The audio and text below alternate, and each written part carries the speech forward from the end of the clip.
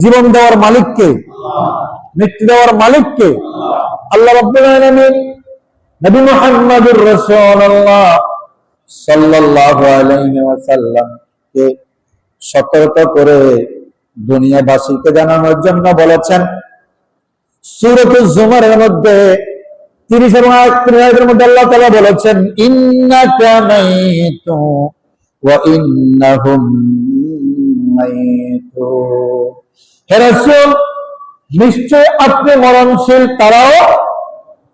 তারাও মরণশীল। মৃত্যুর হাত থেকে পৃথিবীর কোন প্রাণী বাঁচতে পারবে না। এই কথাটা কার? এই কথাটা কার? সুম্মা ইন্নাকুম ইয়াওমাল কিয়ামাতি ইনদা রাব্বিকুম তাখতাসিমুন। অতএব কিয়ামতের ময়দানে আপনি এবং তারা, যারা আসছে, যারা আসবে, যারা এসে চলে গেছে, সকলকে আল্লাহ রাব্বুল আলামিন কিয়ামতের ময়দানে তার প্রভুর দরবারে উপস্থিত করাবেন। আর তারা সেদিন একে অপরের সম্মুখে এই বিষয় নিয়ে তারা সেখানে বাকবিতণ্ডা করবে। ঠিক কিনা? কিও বলে তুমি কেন গেছ? কি বলো মরে গেছ? তার মৃত্যু নাই। কারণ মৃত্যু একমাত্র কে?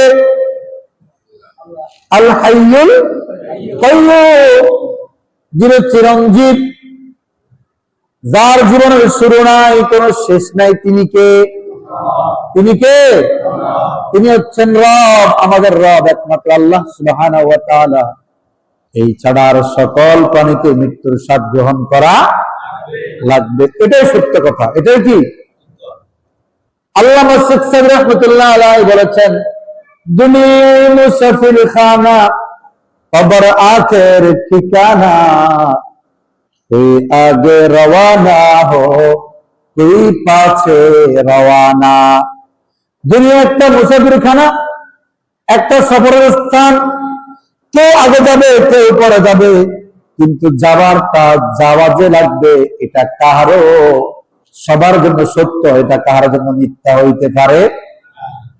হয়তো আগে বাপ যাবে, না ছেলে যাবে, না আগে ছেলে যাবে, পরে ঠিক আছে, এটাই নিয়ম। তবে চলে যাওয়া লাগবে, থাকার কোন সুযোগ।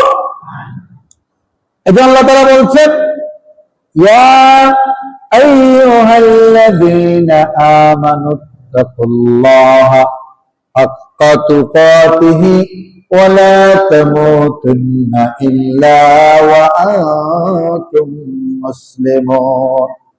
সূরা আলে ইমরান আল্লাহ তাআলা বলেছেন, হে ঈমানদাররা, তোমরা আল্লাহকে ভয় করো, ভয় করার মতো ভয় করো। আর তোমরা মুসলমান না হইয়া, পরিপূর্ণ আত্মসমর্পণ না করিয়া তোমরা কেউ মৃত্যুবরণ করিও না।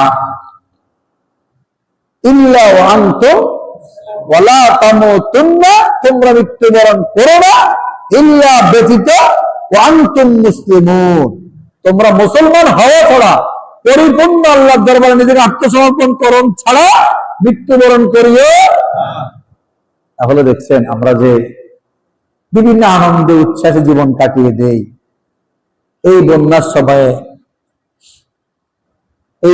সময় আমাদের শিক্ষা দিয়েছে সোনাগাজী, এই যে পরশুরাম, ফুলগাজী, ওই অঞ্চলের মানুষগুলা রাতে খেয়ে ঘুমাইছে মাত্র।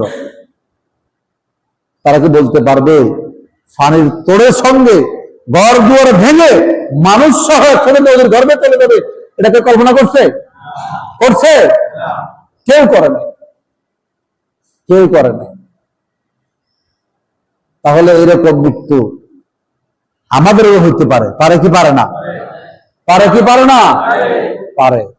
এই জন্য ইমানদার সর্বসময়ে মৃত্যুর জন্য কি থাকবে? কি থাকবে? মৃত্যুর জন্য প্রস্তুত থাকবে। কেন প্রস্তুত থাকবে? কারণ পৃথিবী থেকে আপনাকে আমাকে চলে যেতে, যেখানে আল্লাহর নবী থাকতে পারেন নাই, থাকতে পেরেছেন?